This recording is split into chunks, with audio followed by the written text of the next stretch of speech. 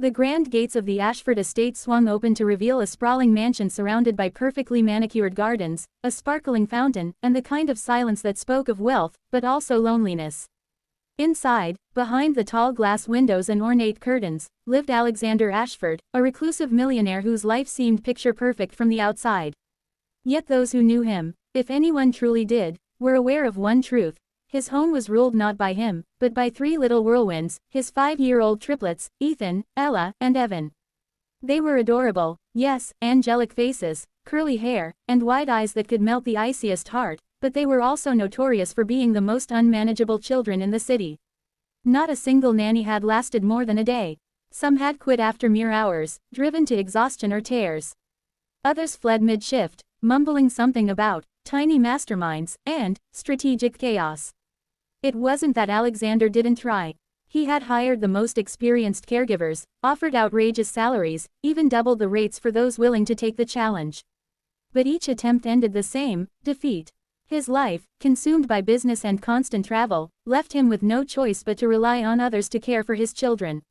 Yet every time, he returned home to the same scene: another resignation letter on his desk and 3 giggling children pretending to be innocent. One gray morning, as rain tapped against the windows, Alexander sat at his dining table reading a report while his assistant, Grace, recounted the latest nanny disaster.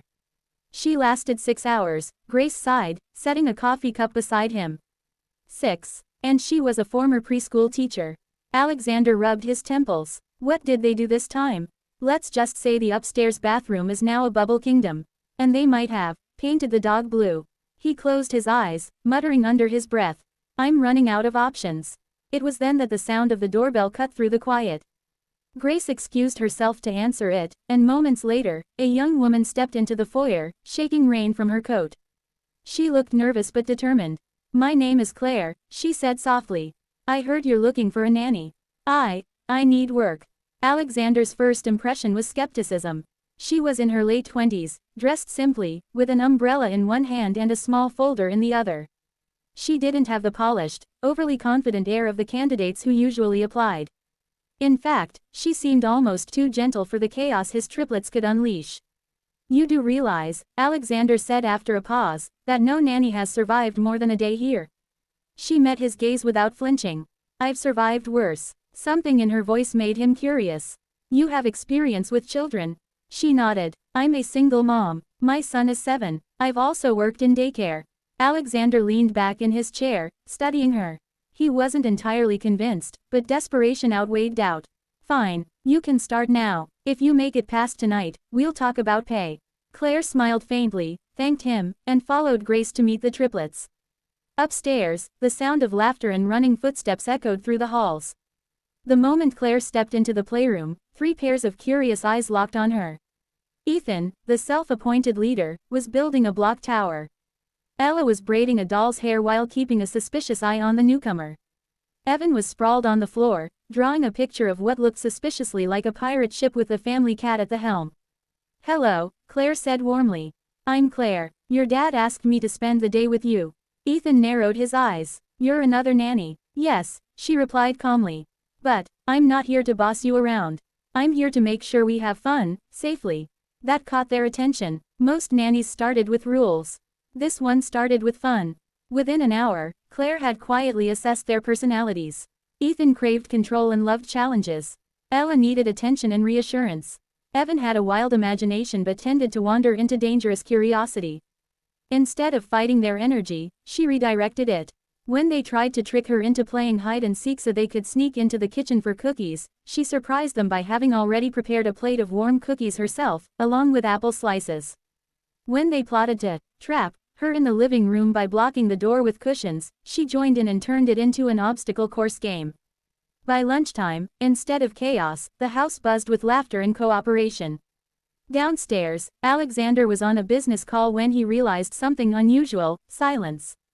No thuds, no screaming, no suspicious crashes. He ended the call early and went to investigate.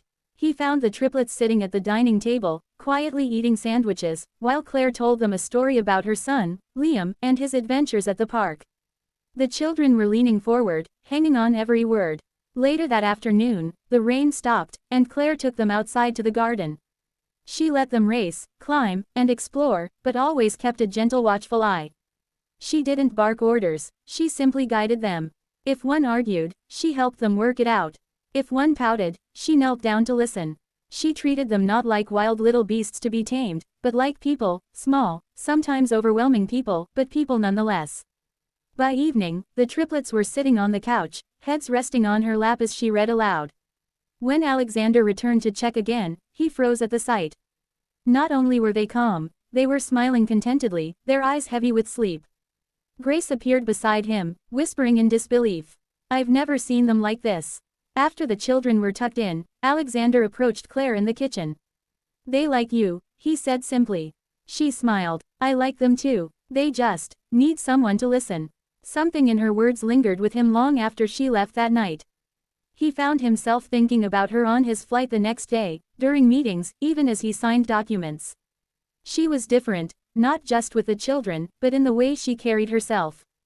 Claire returned the next morning. And the next. Days turned into weeks. Slowly, the Ashford home began to feel less like a battlefield and more like a place where laughter had room to live.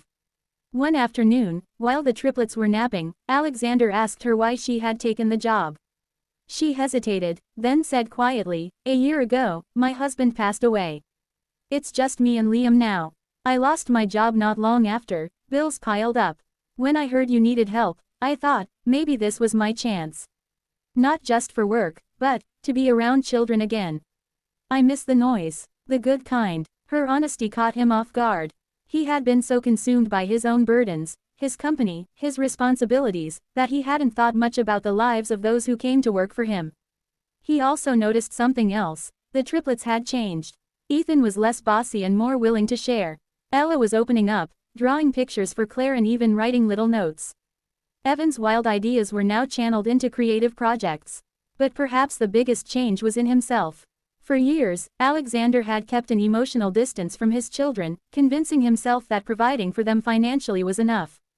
Yet watching Claire with them stirred something, guilt, yes, but also a longing to be part of their everyday lives. One Friday evening, he arrived home earlier than usual. Instead of heading straight to his office, he joined them in the living room.